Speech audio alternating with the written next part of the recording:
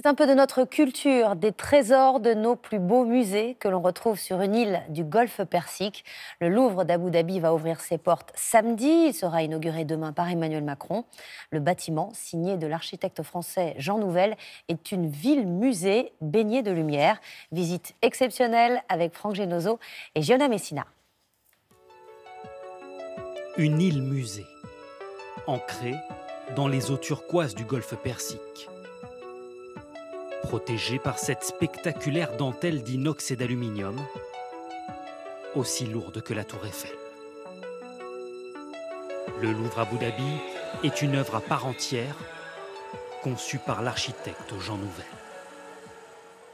Le soleil qui tape à travers donne ces impacts de lumière sur les bâtiments, sur le sol et sur l'eau qui sont toujours différents. Il y en a deux qui se marient là par exemple. Vous voyez, ils sont souvent par deux ou par trois ou par groupe comme ça. En accéléré, on comprend instantanément le jeu de lumière ainsi créé. Une constellation de halos luminescents qui donne aux visiteurs l'impression de déambuler sous une voûte céleste. Il a fallu 7 ans pour faire émerger l'édifice.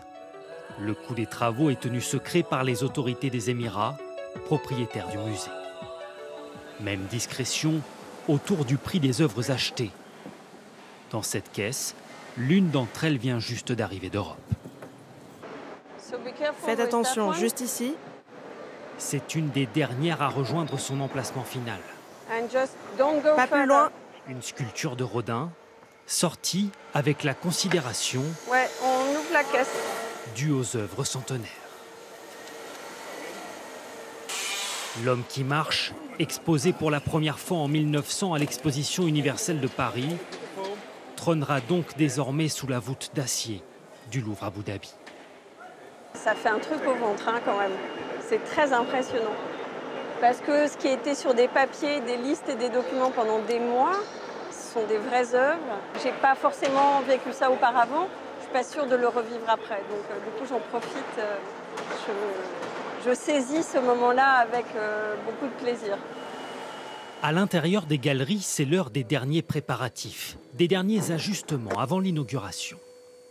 600 œuvres cohabitent ici, de l'Antiquité à l'art contemporain. La moitié confiée par la France pour une période de 10 ans, comme cette statue de Ramsès II. Le Louvre a prêté une centaine de ses œuvres, mais ça n'est pas le seul musée français impliqué sur ce nouveau projet. Il y en a 12 autres, le musée Branly, le musée d'Orsay, le musée Pompidou et même le château de Versailles, qui a par exemple prêté cette œuvre monumentale, une peinture de David représentant Napoléon traversant les Alpes et qui a donc fait le chemin jusqu'ici, à Abu Dhabi. Comment ces œuvres prêtées par la France ont-elles été sélectionnées? Les Émirats plutôt conservateurs ne se sont opposés, dit-on, ni aux figures religieuses non islamiques, ni aux œuvres proposant des nus comme ce tableau d'Yves Klein ou ces sculptures de Rodin. Le prêt des œuvres les plus connues, comme la Joconde, n'est pas envisagé, mais en échange du prêt d'œuvres renommées et de leur expertise, les musées français toucheront un chèque avoisinant le milliard d'euros, une manne déjà en partie réinvestie par le Louvre à Paris. Concrètement, au musée du Louvre, par exemple, nous avons pu, dès l'année dernière, utiliser cet argent pour améliorer les structures d'accueil, nouvelle billetterie, nouvelle bagagerie, nouvel accueil des groupes. Une bonne affaire et une vitrine pour le musée parisien qui à lui seul touchera 400 millions d'euros pour prêter son nom et à peine une centaine de ses 40 000 œuvres. Abu Dhabi reste discret sur ses ambitions mais fait de cet écrin son meilleur atout touristique.